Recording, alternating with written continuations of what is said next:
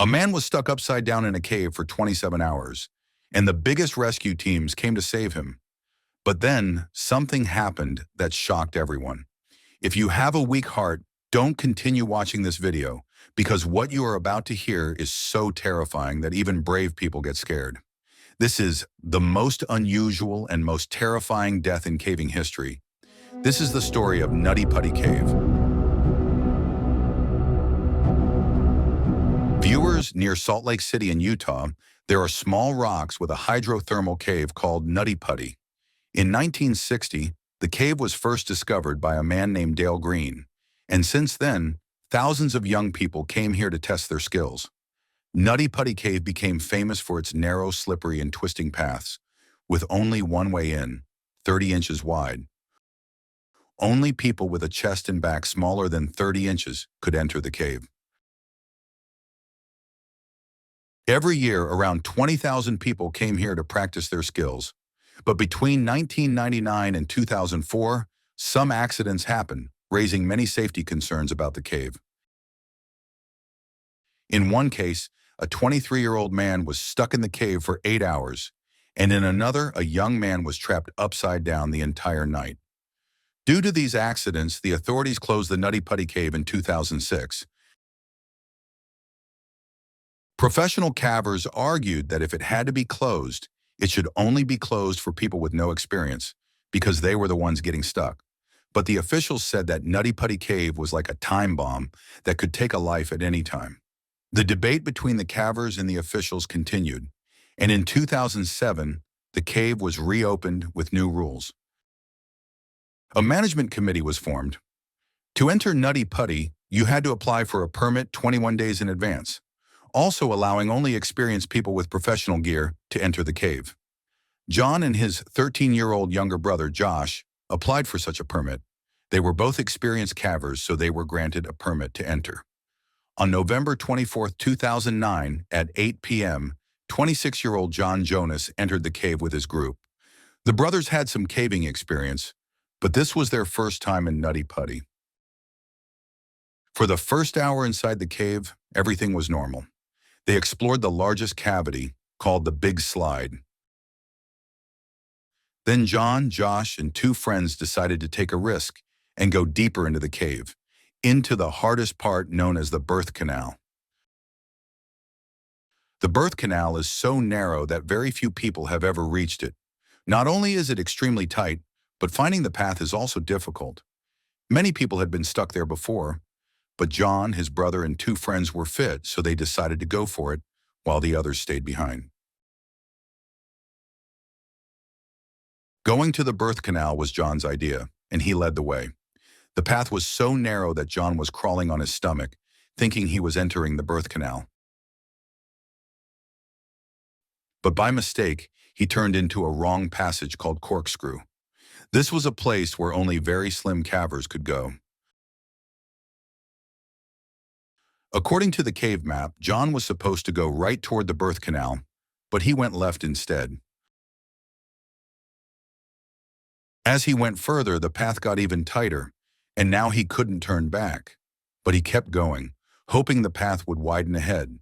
He saw a narrow drop below and thought he could turn back from there.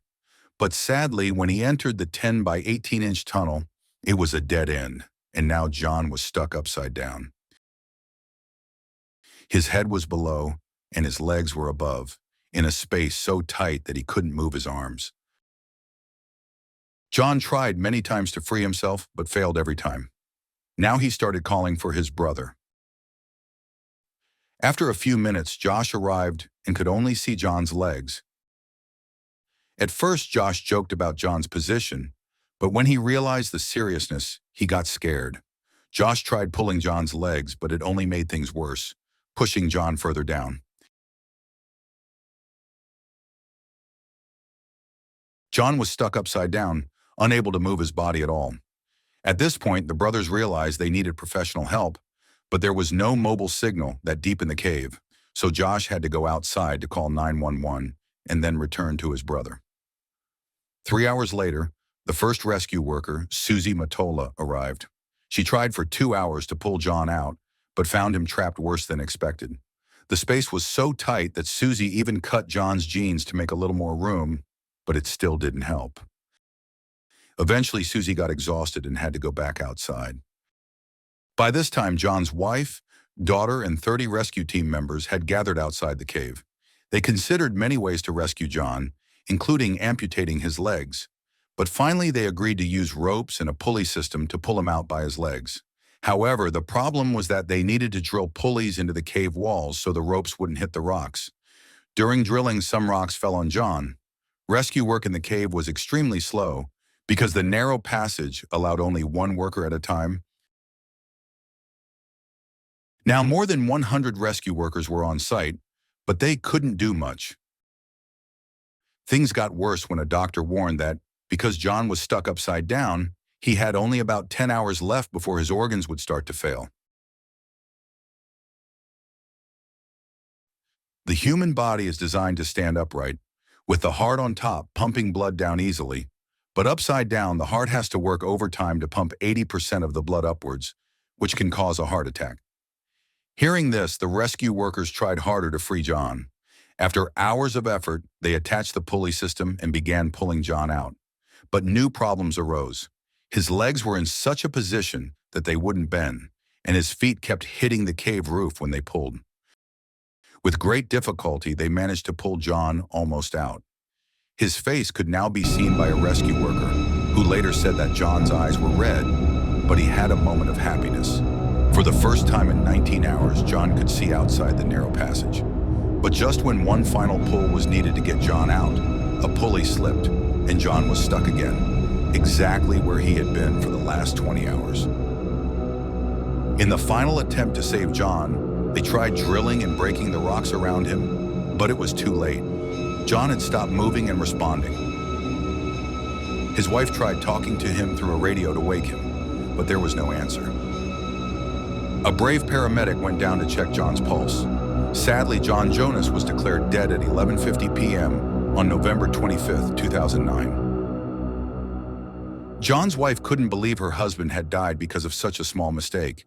She still hoped that maybe the pulse check was wrong and her husband was alive. But the truth was clear. Doctors had predicted John had only 10 hours, but because of his good health, he lived for 17 more hours. Plans were made to remove John's body, including cutting it into 2 parts, but eventually it was decided to leave the body in the cave and permanently seal Nutty Putty Cave, declaring it John's grave. Today, John's body remains inside Nutty Putty Cave, a reminder of the dangers of caving. A plaque outside the cave stands in his memory,